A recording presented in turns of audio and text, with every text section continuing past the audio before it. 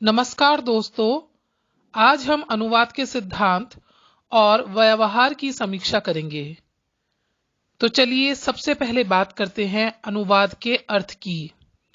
अनुवाद दो शब्दों अनु प्लस वाद से मिलकर बना है, जिसका अर्थ है पीछे से कहना।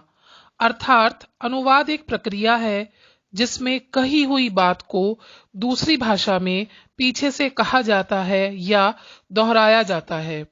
भारत में अनुवाद की परंपरा प्राचीन काल से चली आ रही है। अनुवाद उतना ही प्राचीन है जितनी की भाषा। साधारण शब्दों में एक भाषा में कही गई बात को दूसरी भाषा में कहना अनुवाद है। अंग्रेजी का ट्रांसलेशन शब्द लैटिन भाषा के ट्रांस तथा लेशन से मिलकर बना है, जिसका अर्थ है पार ले जाना, यानी एक स्थान बिंदु से दूसरे स्थान बिंदु पर ले जाना या इस ओर से दूसरी ओर ले जाना। यहाँ पर एक स्थान बिंदु सोत्र भाषा यानी सोर्स लैंग्वेज है तथा दूसरा स्थान बिंदु लक्ष्य भाषा यानी टारगेट लैंग्वेज है। आइए दोस्तों, अब हम इसकी परिभाषा पर चर्चा करें। देवेंद्र नाथ शर्मा के अनुसार विचारों को एक भाषा से दूसरी भाषा में रूपांतरित करना अनुवाद है। सैमुअल जॉनसन के अनुसार मूल भाषा की पाठ्य सामग्री के भावों की रक्षा करते हुए उसे दूसरी भाषा में बदल देना अनुवाद है। साधारण शब्दों में बिना अर्थ को बदले केवल भाषा को बदलना अनुवाद कहलाता है। जो व्यक्ति अनुवादक हो उसे दोनों भाषाओं अर्थात जिस भाषा का अनुवाद करना है तथा जिस भाषा में अनुवाद किया जाना है, दोनों का अच्छा ज्ञान होना चाहिए। आइए अब हम अनुवाद के सिद्धांतों की चर्चा करते हैं। पहला सिद्धांत संप्रेषणीयता का सिद्धांत यानी थ्योरी ऑफ कम्युनिकेशन।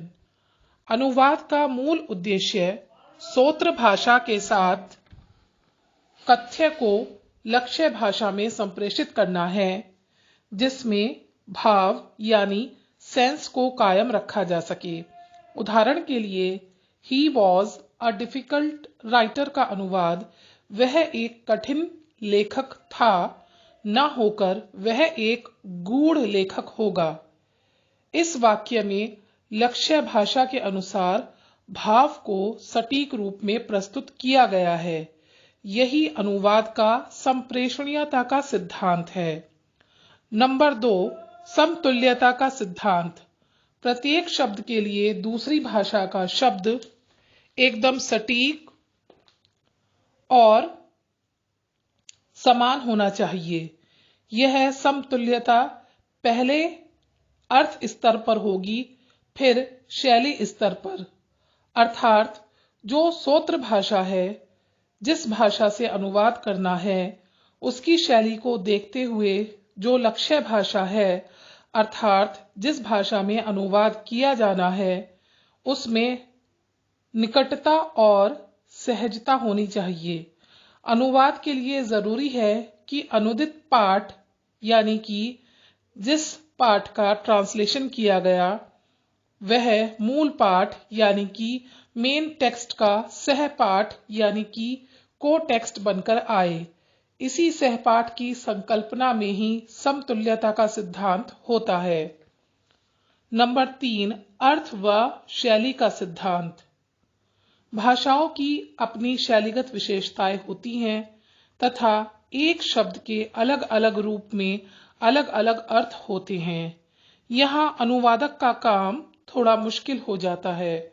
शब्दों का स्पष्टीकरण और व्याख्या अनुवाद के लिए ऐसे में सहायक सिद्ध हो सकती है। उदाहरण के लिए अगर हम प्लीज सिट डाउन का हिंदी में अनुवाद करें तो बैठिए या बैठ जाइए के स्थान पर तशरीफ रखिए से भी काम चल जाएगा। नंबर 4, व्याख्या का सिद्धांत। विभिन्न शब्दों और संकल्पनाओं का सामान्य रूप में उसका अर्थ प्रतीत नहीं होता और उन हालातों में उनकी व्याख्या करनी जरूरी हो जाती है। जैसे एम्स बोलचाल के लिए ठीक है, पर लिखने के लिए all India institute of medical sciences या अखिल भारतीय आयुर्विज्ञान संस्थान उपयुक्त होगा। नंबर 5, सांस्कृतिक ऐक्य का सिद्धांत। भाषा समाज को आपस में जोड़ती है। व्यक्ति जिस समाज में पला बढ़ा होता है उसके संस्कारों में रच बस जाता है। अनुवाद के माध्यम से ही विभिन्न संस्कृतियां एक दूसरे के साथ जुड़ पाती हैं। अनुवाद के माध्यम से ही एक व्यक्ति, समाज तथा देश की सांस्कृतिक विशेषताएं दूसरे व्यक्ति, समाज तथा देश से अवगत कराई जा सकती हैं।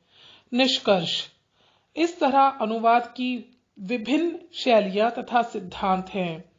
निष्कर्ष के तौर पर यही कहा जा सकता है कि अनुवाद एक सतत प्रक्रिया है। जो व्यक्ति जितना अभ्यास करेगा वह उतना ही सफल अनुवादक होगा। धन्यवाद।